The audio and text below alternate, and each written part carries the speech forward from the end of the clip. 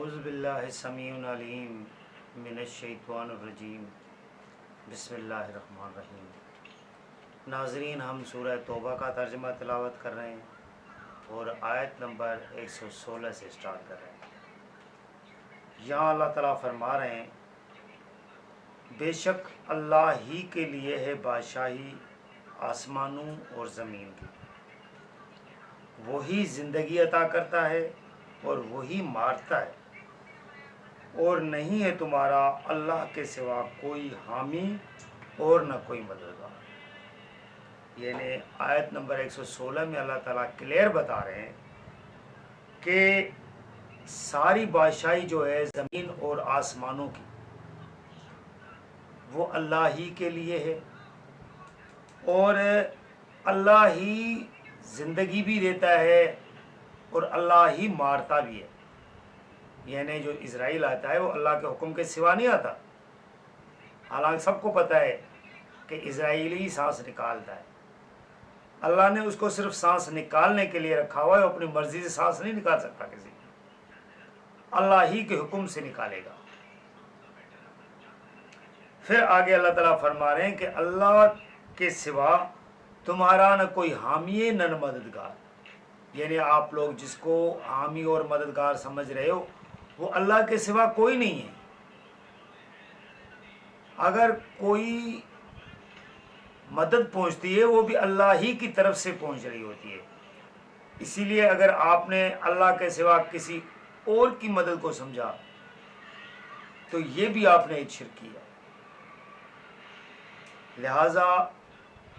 قرآن کی آیات کو اچھی طرح سمجھیں کہ قرآن ہمیں کیا سبق دے رہا ہے۔ پھر آگے 117 نمبر آیت میں اللہ تعالیٰ فرما رہے ہیں، بے شک معاف فرما دیا اللہ نے نبی کو اور ان مہاجرین اور انصار کو جنہوں نے ساتھ دیا تھا نبی کا سخت تنگی کے وقت۔ یعنی اللہ تعالیٰ فرما رہے ہیں کہ بے شک اللہ تعالیٰ نے نبی کو بھی معاف کیا ہے، اور ان مہاجرین یعنی جو ہجرت کر کے آئے تھے مکہ سے حضور صلی اللہ علیہ وسلم کے ساتھ، اور ان انصاروں کو جنہوں نے جگہ دی تھی وہاں، ان کی مدد کی تھی، سخت تنگی کے وقت نبی کا ساتھ دیا ہے۔ اس کے بعد بھی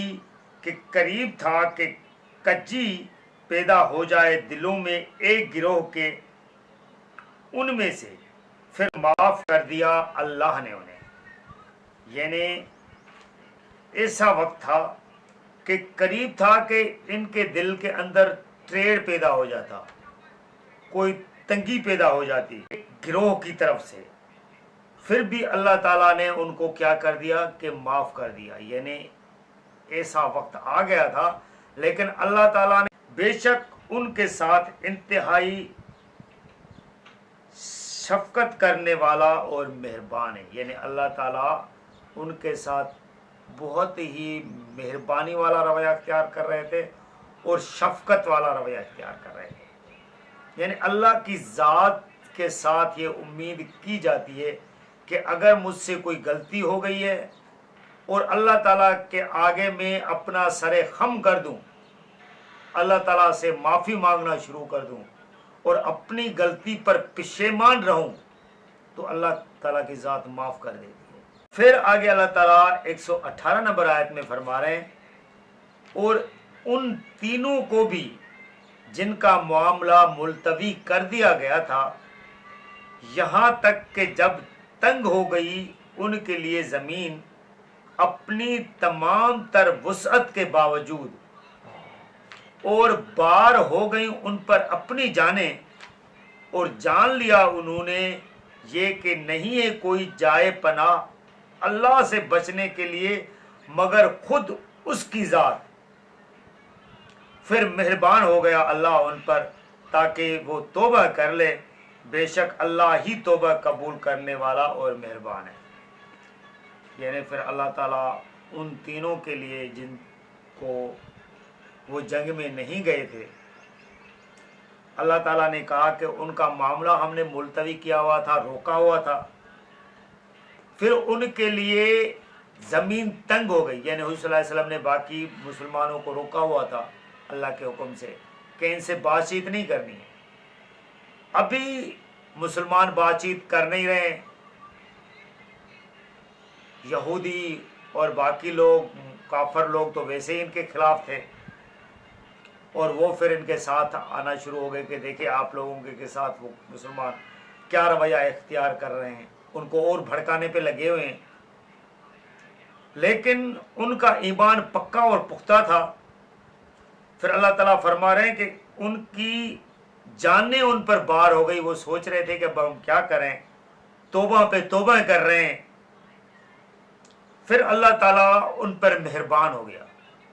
اللہ تعالیٰ نے ایک روایت میں آتا ہے کہ 50 دن تک یہ حالت ان کے ساتھ رہی ہے کہ مسلمان لوگ ان سے بات نہیں کر رہے ہیں، دوسرے بھڑکانے والے ان کے پاس آ رہے ہیں، لیکن وہ ان کے بھڑکاؤں میں نہیں آ رہے، اللہ تعالیٰ سے معافیاں مانگ رہے ہیں کہ ہم سے غلطی ہو گئی ہے۔ تو اللہ تعالیٰ نے 50 دن کے بعد یہ آیت اتاری ہے کہ ہم نے آپ کو معاف کر دیا ہے، کیونکہ یہ آیت پھر اس وجہ سے اتری کہ اللہ تعالیٰ معاف کرنے والے ہیں۔ اگر یہ دین نہیں اتر رہا ہوتا تو اللہ تعالیٰ کسی اور طرح سے کہ حالات کو تبدیل کر کے ان کو بتا دیتا، لیکن یہ آیتوں پہ اس وجہ سے آ گیا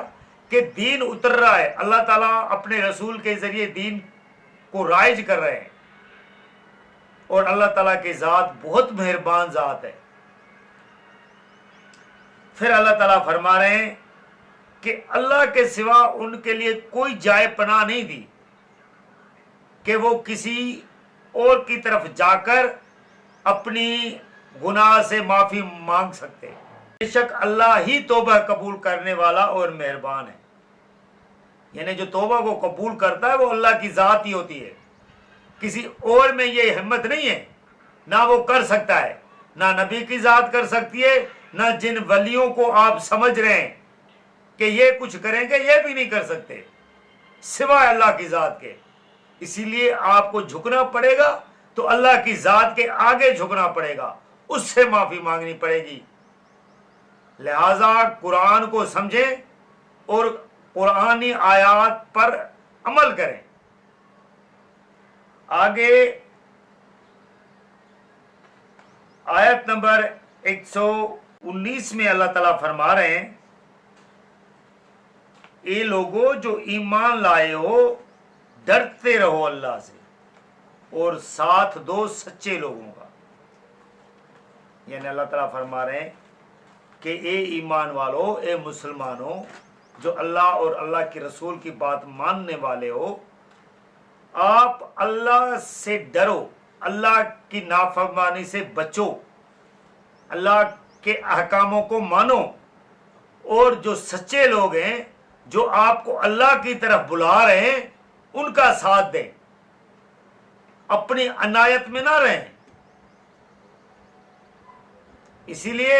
اللہ کی بات کو سنیں، اللہ حق اور سچ کی بات کرتا ہے۔ پھر آگے آیت نمبر 120 میں اللہ تعالیٰ فرما رہے ہیں، نہیں زیبا تھا اہل مدینہ کو اور ان کو جو ان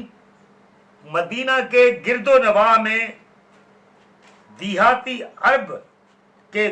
چھوڑ کے پیچھے رہ جائیں اللہ کے رسول کو، اور نہ زیب دیتا تھا کہ فکر کریں اپنی جانوں کی نبی کی جان سے لاپرواہ ہو کر، یہ اس لیے کہ یہ وہ لوگ ہیں کہ نہیں پہنچتی ہیں انہیں پیاس اور نہ جسمانی مشقت اور نہ بھوک اللہ کی راہ میں، اور نہیں اٹھاتے وہ ایسا قدم جو ناگوار ہو کفار کو، اور نہیں حاصل کرتے وہ دشمن پر کوئی کامیابی، مگر لکھا جاتا ہے ان کے لیے اس کے بدلے میں ایک عمل نیک، اس لیے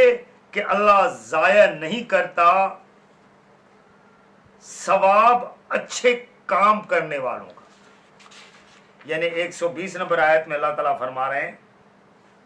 کہ اہل مدینہ کو اور جو مدینہ کے آس پاس دیہاتی لوگ بدوی لوگ رہتے تھے ان کے لیے یہ زیبا نہ تھا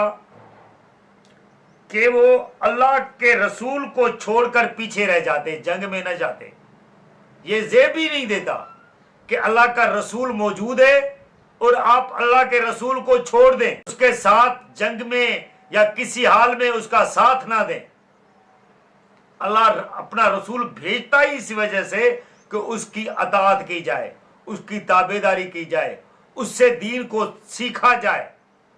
اللہ تعالیٰ کے احکاموں کو اس کے ذریعے سے پہنچایا جاتا ہے۔ تو اللہ کے رسول کی فرمان برداری اس ٹائم کے لوگوں پر فرض بن جاتی ہے، جس طرح آج کے لوگوں کے لیے یہ قرآن کا ماننا ان کے لیے فرض ہے، کیونکہ اب اللہ کے احکامات ہمارے پاس قرآن کی صورت میں ہے۔ اس آیت میں مزید اللہ تعالیٰ یہ فرما رہے ہیں کہ ان کو یہ زیب نہیں دیتا تھا کہ وہ اپنی جان کی فکر کر رہے تھے، اللہ کے نبی کی جان کی فکر نہیں کر رہے تھے۔ یہ ان کو زیب ہی نہیں دے رہا تھا کہ وہ خود کے بارے میں سوچ رہے تھے۔ پھر آگے اسی آیت میں مزید اللہ تعالیٰ فرما رہے ہیں کہ ان لوگوں کو جو بھی پیاس لگتی ہے، جو بھی جسمانی مشقت یہ اٹھا رہے ہوتے ہیں، اور ایسا کوئی ناگوار قدم جو کفار کی طرف سے ان کو تکلیف ملتی ہے یا دشمن پر یہ کامیابی حاصل کرتے ہیں، ان کے بدلے میں اللہ تعالیٰ ان کو اجر عطا کرتے ہیں، ثواب عطا کرتے ہیں۔ یعنی جو بھی تکلیف ملتی ہے یا جو تکلیف آپ کفار کو دے رہے ہو، مشرکوں کو دے رہے ہو، اللہ تعالیٰ اس کے بدلے میں آپ کو ثواب دیتا ہے۔ اسی لیے کفار کے سامنے، مشرکوں کے سامنے بندے کو ڈٹ کر رہنا چاہیے۔ آج کے ٹائم میں بھی کفار اور مشرک کی جو تکالیف ہیں ان کو برداشت کر کے بندہ حق اور سچ اور قرآن کی سائڈ پہ بندے کو رہنا چاہیے، اللہ تعالیٰ سے اجر کی امید رکھنی چاہیے۔ اللہ تعالیٰ نے قرآن اپنے کلام میں بتا دیا ہے کہ میں نے اس کے بدلے میں آپ کو ثواب دینا ہے، تو ہم اس امید پر ہیں کہ اللہ تعالیٰ اپنی طرف سے ہمیں اجر عطا کریں گے۔ پھر اللہ تعالیٰ فرما رہے ہیں ان کے بدلے ان کو نیک عمل ملے گا، صالح عمل ملے گا، ان کو ثواب ملے گا، اور اللہ تعالیٰ ان کا اجر ضائع نہیں کرتا، ثواب ضائع نہیں کرتا جو نیک کام کر رہے ہوتے ہیں۔ یہ بھی ایک نیک کام ہے کہ آپ کفار مشرک کے سامنے ڈٹ کر کھڑے ہو، وہ آپ کو تکلیف پہ تکلیف دے رہا ہے، آپ اللہ کی رضا کی خاطر اس کے سامنے ڈٹ کر کھڑے ہو۔ تو لہذا ناظرین، ہم یہ ویڈیو آیت نمبر 120 پر کنکلوڈ کر رہے ہیں۔ آگے سورہ توبہ میں 121 نمبر آیت سے اللہ تعالیٰ کیا فرما رہے ہیں ہم آپ کو اگلی ویڈیو میں بتائیں گے۔ جزاک اللہ۔